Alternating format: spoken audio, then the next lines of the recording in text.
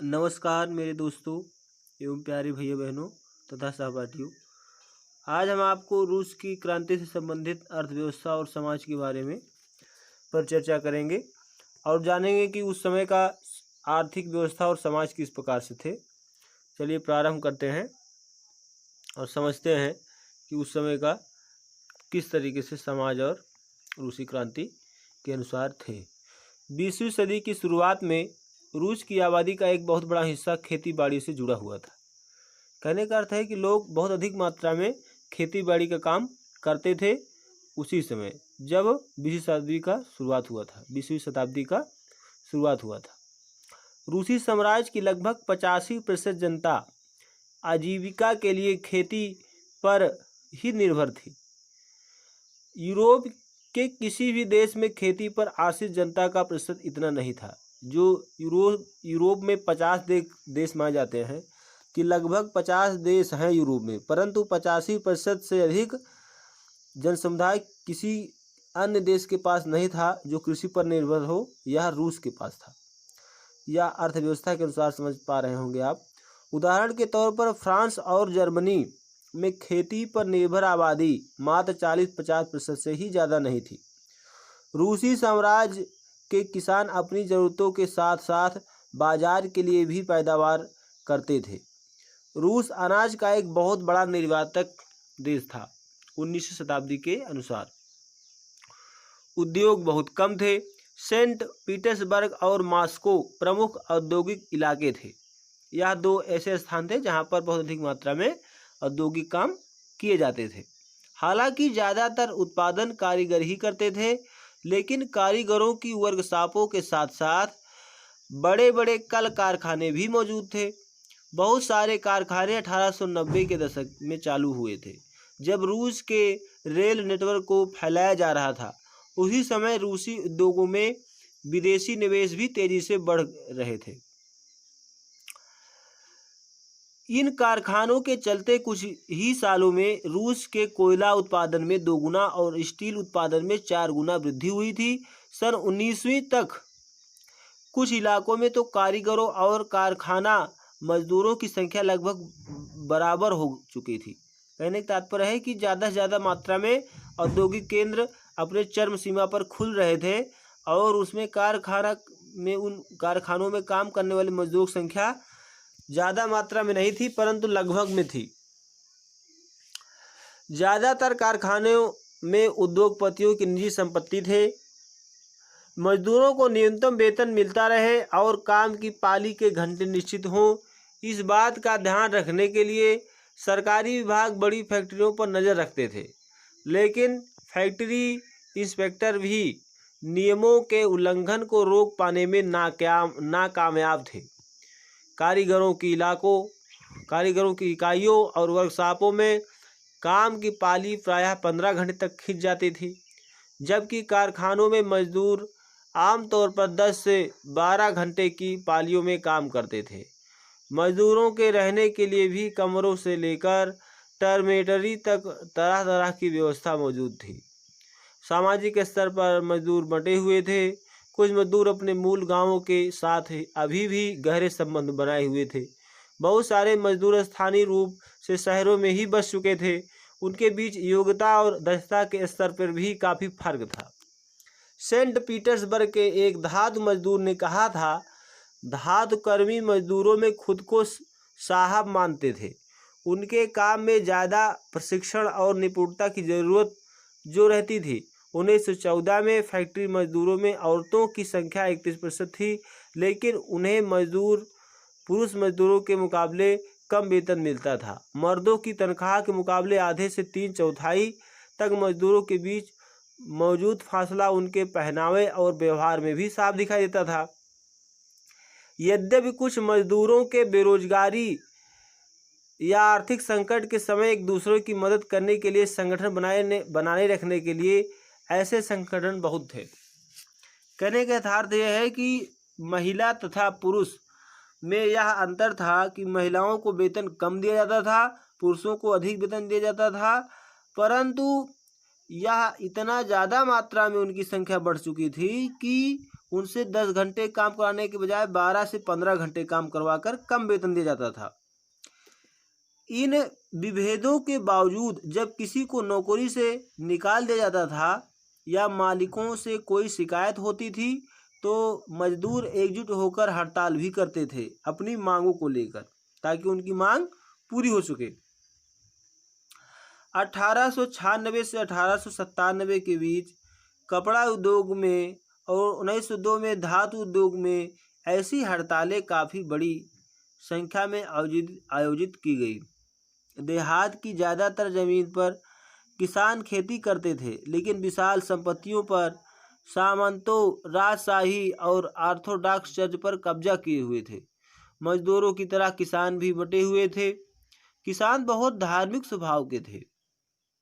इक्का दुक्का अपवादों को छोड़ दिया जाए तो वे सामंतों और नवाबों का बिल्कुल सम्मान नहीं करते थे।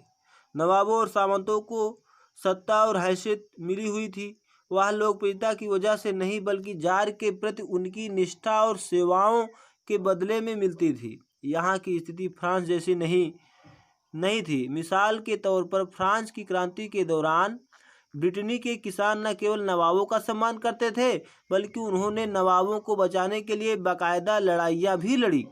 इसके विपरीत रूस के किसान चाहते थे कि नवाबों की ज़मीन छीनकर किसानों के बीच बांट दी जाए। बहुधा व लगान भी नहीं चुकाते थे। कई जगह तो जमींदारों की हत्या भी की जा चुकी थी। 1902 में दक्षिणी रूस में ऐसी घटनाएं बड़ी पैमाने पर देखने को मिली। 1905 में तो पूरे रूस में ही ऐसी घटनाएं घटने लगी थी।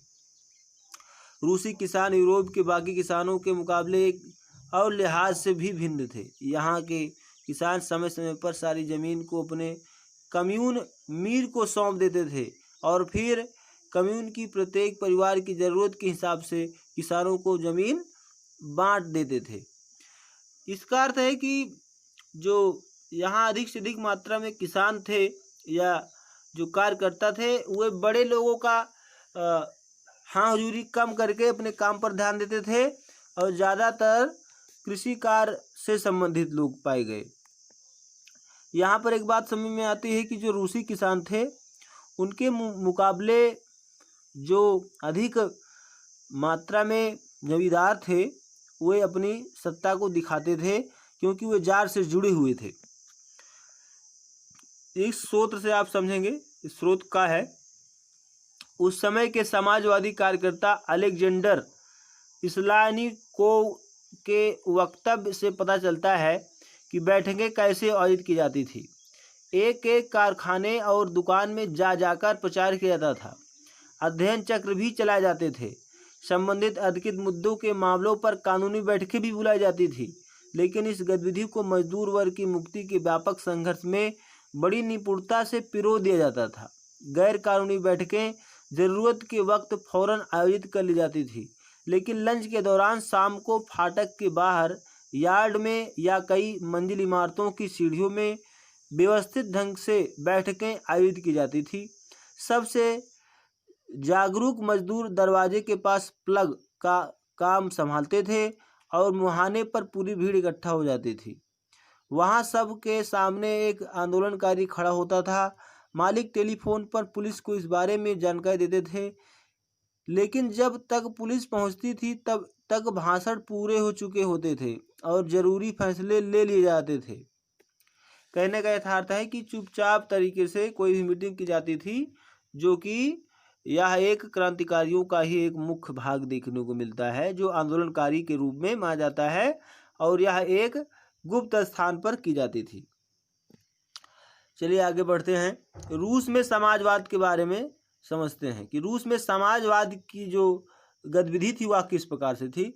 अभी आपने समझा कि उस समय वहाँ पर जो सामाजिक अवधारणा थी वहाँ की अर्थव्यवस्था को लेकर उसको समझा आपने। अब समाजवाद में सामाजिक तर्क क्या थे, लोगों के मानने क्या थे। रूस की क्रांति के परिणाम स्वरूप 1914 से पहले रूस में सभी राजनीतिक पार्टियां गैर कानूनी थी।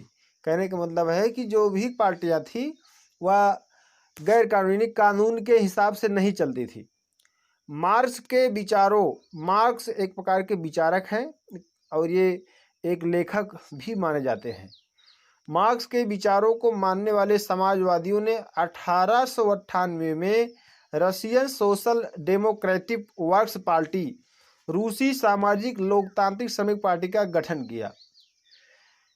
सरकारी आतंक के कारण इस पार्टी को गैर कानूनी संगठन के रूप में काम करना पड़ता था, क्योंकि सरकार जार वर्ष बहुत अधिक मात्रा में सशक्त था और गरीब लोगों के ऊपर बहुत अधिक मात्रा में, क्योंकि वह उनको अपने नीचे दबाए हुए था और ज़्यादा से ज़्यादा मात्रा में उनसे कर लेता था और उनको खाने पीने की वस्तुएं कम प्रदान करवाता था। इस पार्टी का एक प्रमुख उदाहरण देख पाएंगे कि यह आतंक राज से संगठन के काम को थोड़ा सा बहुत तेज नहीं कर पा रही थी। इसी पार्टी का एक अखबार निकाला था, उसने मजदूरों को संगठित किया था और हड़ताल आदि कार्यक्रम आयोजित करवाए थे।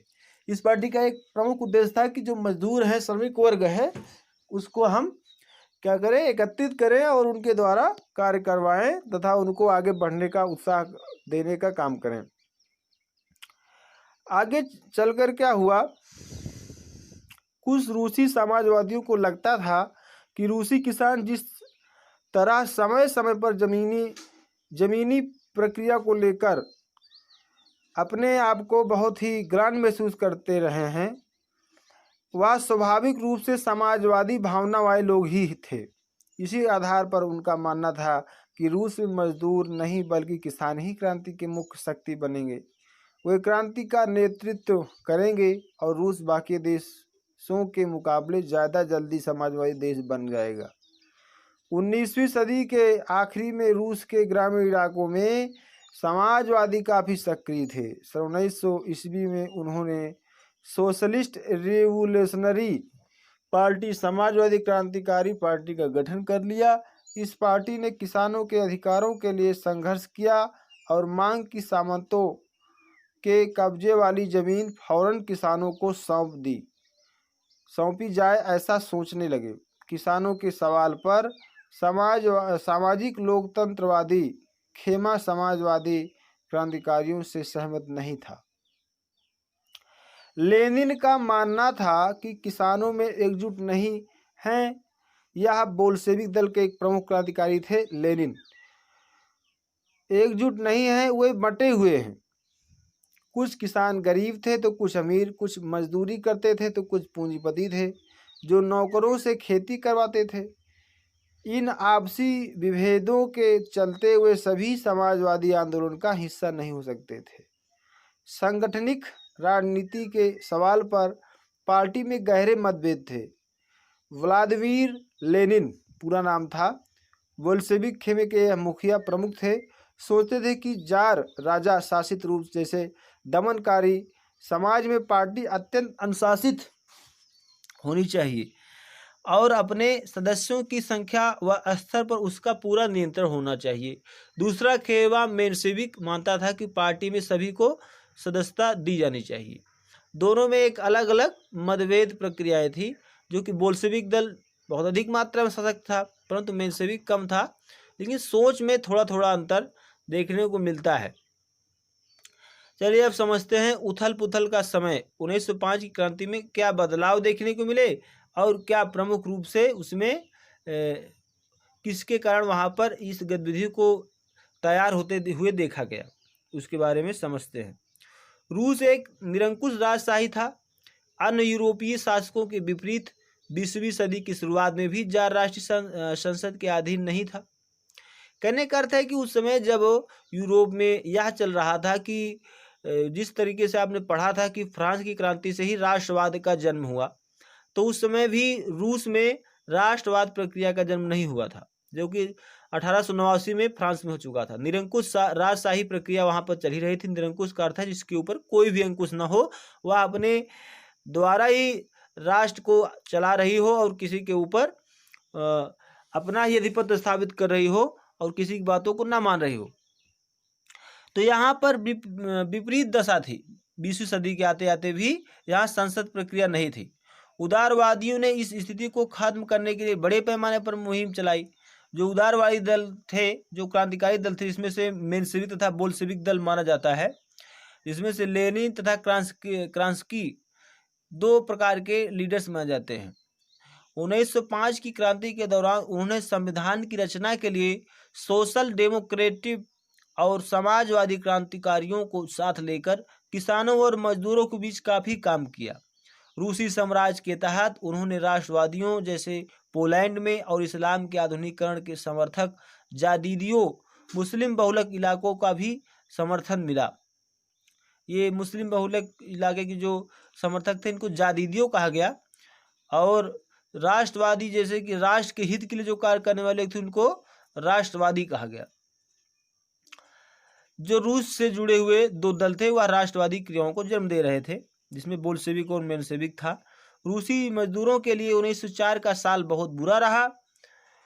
जरूरी चीज़ों की कीमतें इतनी तेजी से बढ़ रही थी कि वास्तविक वेतन में 20% तक ही गिरावट आ गई। 20% जो वेतन था उसमें कमी कर दी गई। उसी समय मजदूर संगठनों की सदस्यता में भी तेजी से वृद्धि हुई, परंतु जो मजदूर संगठन था उसमें मजदूरों की संख्या बढ़ती गई, क्योंकि उस समय बेरोजगारी चरम सीमा पर थी। जब 1904 में ही गठित की गई असेंबली ऑफ रशियन वर्कर्स रूसी श्रमिक सभा के 4 सदस्यों को ब्यूत लो आयरन वर्क्स में उनकी नौकरी से हटा दिया गया, तो मजदूरों ने आंदोलन छोड़ने का ऐलान कर दिया। अगले कुछ दिनों के भीतर सेंट पीटर्सबर्ग के 1,10,000 से ज़्यादा मजदूर काम के घंटे घटाकर 8 घंटे के लिए किए जाने वेतन में वृद्धि और कार्यस्थितियों में सुधार की मांग को लेकर हड़ताल चालू कर दी। कहने का यथार्थ ये है कि जो हड़ताल होने का एक प्रमुख कारण था वह था उनके बातों को ना मानना, उनकी बातों के लिए उन्हें ना मानना, कि उनकी जो प्रक्रिया है उनको क्यों वहाँ से हड़ताल से हटा दिया जाए या कैसे उनकी नौकरी पर ज़्यादा समय के लिए रखा जाए। इन सब बातों को लेकर जो जार वंश था उनके ऊपर विद्रोह कर रहा था, इसलिए उन लोगों ने यहाँ पर भी विद्रोह किया। इसी दौरान जब पादरी गैपान ने नेतृत्व में मजदूरों का एक जुलूस विंटर पैलेस जार का महल के सामने पहुंचा, तो पुलिस और कोसैक्स ने मजदूरों पर हमला बोल दिया। इस घटना में 100 से ज़्यादा मजदूर मारे गए और लगभग 3,000 घायल हो गए। यह विंटर पैलेस के आसपास की घटना है जो गैपान के नेतृत्व में की गई थी, जिसे हम 1905 की घटना के नाम से जानते हैं, जो खूनी रविवार के नाम से प्रसिद्ध हुई। यह रविवार 1905 को घटित हुआ, जिसमें 100 से अधिक मजदूर मारे गए और 300 घायल हो गए। यह एक प्रमुख प्रश्न भी बनता है कि खूनी रविवार की घटना कब घटित हुई, तो आप बता सकते हैं कि 1905 ईस्वी को यह घटना घटित हुई रविवार के दिन, जिसमें 100 से अधिक लोग मारे गए तथा 300 से अधिक घायल हो गए। यह विंटर पैलेस जार का एक महल था, उसके सामने गोलियों के द्वारा पुलिस ने उन्हें निस्तनाबूद कर दिया। जब नागरिक स्वतंत्रता के अभाव का विरोध करते हुए विद्यार्थी अपनी कक्षाओं का बहिष्कार करने लगे तो विश्वविद्यालय भी बंद कर दिए गए। आगे चलकर इसी का बहिष्कार भी हुआ और आगे चलकर विद्यार्थी जो थे नागरिक स्वतंत्रता को लेकर सब कुछ अपना पठन पाठन कार्य बंद कर दिए। वकीलों, डॉक्टरों, इंजीनियरों और अन्य मध्यवर्गीय कामगारों ने संविधान सभा के गठन की मांग करते हुए यूनियन ऑफ यूनियंस की स्थापना कर दी। इस सभा को मांग इसलिए कर रहे थे क्योंकि उनकी जो शक्ति थी यह थी कि हमें अपने जो भी काम है उसमें ज़्यादा से ज़्यादा जो सरकार की मांग है उसको ख़त्म कर दिया जाए और हमारी मांगों को पूरा किया जाए। यानी जार वंश अपनी सत्ता को ना संभाल कर हमारे अनुसार कार्य करे, लोकतंत्रवादी प्रक्रिया को जन्म दे, निरंकुशवादी प्रक्रिया को जन्म न दे। इसलिए सभी लोगों ने, जितने भी व्यवसायिक, कर्मचारी, पदाधिकारी सब थे, विद्यार्थी, सब लोगों ने इस खूनी रविवार घटना के उपरांत ही नागरिक स्वतंत्रता को एक मुख्य मुद्दा मानते हुए इन घटनाओं को प्रेरित किया। 1905 की क्रांति के दौरान जार के एक निर्वाचित परामर्शदाता सांसद ड्यूमा के गठन पर अपनी सहमति दे दी। क्रांति के समय कुछ दिन तक फैक्ट्री मजदूरों की बहुत सारी ट्रेड यूनियनों और फैक्ट्रियों कमेटियां भी अस्तित्व में रही। 1905 के बाद ऐसी ज़्यादातर कमेटियां और यूनियनें अधिकृत रूप से काम करने लगी, क्योंकि उन्हें गैर कानूनी घोषित कर दिया गया था। राजनीतिक गतिविधियों पर भारी पाबंदियां लगा दी गई। जार ने पहली ड्यूमा को मात्र 75 दिन के भीतर और पुनर्निर्वाचित दूसरी ड्यूमा को 3 महीने के भीतर बर्खास्त कर दिया। ड्यूमा यह सांसद को कहा जाता है। रूस की सत्ता में वह किसी तरह की जवाबदेही या अपनी सत्ता पर किसी तरह का अंकुश नहीं चाहता था। निरंकुश स्वभाव का था, इसलिए वह यह नहीं चाहता था कि उसकी बात को माना जाए। जो भी श्रमिक थे, मजदूर थे, उसने मतदान कानूनों में फेरबदल करके तीसरी ड्यूमा में रूढ़िवादी राजनेताओं को भर डाला, उदारवादियों और क्रांतिकारियों को बाहर कर दिया। इस तरीके से उसने अपनी गतिविधियों को हमेशा व्यापक प्रक्रिया में लाता रहा। इस तरीके से आपने समझा कि समाजवादी प्रक्रिया किस प्रकार से उसमें रही। अब आगे चलकर आप समझेंगे कि रूस में पेट्रोग्राद की क्रांति कैसे हुई, फरवरी के बाद का समय कैसे था। इन सब बातों को आप समझेंगे और समझेंगे कि जो प्रथम विश्व युद्ध की क्या भूमिका थी जो रूस में देखने को मिली, प्रथम विश्व युद्ध का क्या प्रभाव रूस में देखने को मिला। इस तरीके से वीडियो का आप अध्ययन भी करते रहिए और चीज़ों को समझते भी रहिए, क्योंकि NCERT जो पैटर्न है ये थोड़ा सा लेंदी जरूर होता है, परंतु बहुत ही फायदेमंद होता है भविष्य को लेकर। फ्यूचर के लिए आपका जो भी तैयारियां रहेगी, जो भी और आगे आप कार्य करना चाहेंगे, अभी तो केवल आप कक्षा 9 के SST के माध्यम से इसको पढ़ रहे हैं, तो उसमें आप अपना योगदान इस पुस्तक के माध्यम से ले सकते हैं, जब इसका गहन अध्ययन वर्तमान में करते रहेंगे।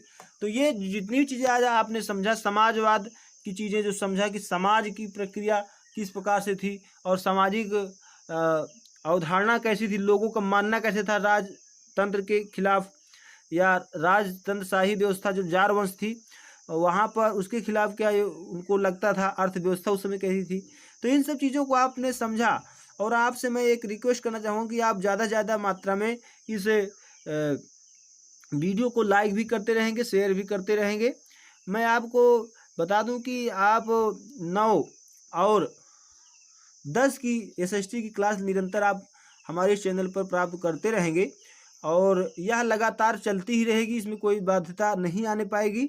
और बीच में किसी कारणवश बाध्यता आती है तो उसको मैं लगातार फिर से आगे चलकर निर्बाध रूप से सुचारू रूप से चलाता रहूँगा और प्रयास करूँगा जितना हमसे हो सके, जितना जानकारी आपको मैं दे सकूँ इस YouTube के माध्यम से, वीडियो क्लिप के माध्यम से। और जो आपका यह ज़्यादा से ज़्यादा मात्रा में वर्ल्ड हिस्ट्री आप पढ़ रहे हैं, 9 और 10 को मिलाकर वर्ल्ड हिस्ट्री आपको समझने को मिल रहा है, जिसमें आप पूरा का पूरा वर्ल्ड संबंधी चीज़ों को समझ पा रहे हैं, जिसमें रूस की क्रांति, फ्रांस की क्रांति या जो एकीकरण है, राष्ट्रवाद की प्रक्रिया है, सब चीज़ें आप इसमें पढ़ रहे हैं। तो इसको ज़्यादा से ज़्यादा मात्रा में आप अध्ययन करिए, किताब का अध्ययन करिए। किताब को अध्ययन करने के बाद प्रश्न बनाइए, प्रश्न का उत्तर स्वयं ढूंढिए, तब जाके कहीं आप इसमें पारंगत हो सकते हैं और आगे बढ़ सकते हैं। मैं ज़्यादा से ज़्यादा आपको एक रास्ता दिखा सकता हूँ कि कैसे आप आगे बढ़ेंगे और किस तरीके से आप अग्रसर होंगे, क्योंकि यह जो क्रांति है, इस क्रांतियों में भी यह वर्णन कराया गया है कि किस तरीके से लोगों ने संघर्ष किया और आगे बढ़े, जिसमें आप मेंशेविक तथा बोल्शेविक दो दलों को देख ही रहे हैं और इन दोनों दलों ने मिलकर कैसे क्रांति को आगे बढ़ाया, यह सब बात सामने आती है। तो आपसे मैं यही होप रखता हूँ कि आप आगे चलकर you can do it anything you have achieved. Then I would like please subscribe our channel and share and more everything you have you can tell me this video. आपसे यही अनुग्रह है कि आप इस वीडियो को बहुत अधिक मात्रा में लाइक करेंगे, शेयर करेंगे तथा जो भी आपके मन में विचार उत्पन्न होते हैं वह डिस्क्रिप्शन बॉक्स में जाकर स्क्रब करते हुए अपने विचारों को शेयर करेंगे और अध्ययन करते रहिए। जय हिंद, जय भारत।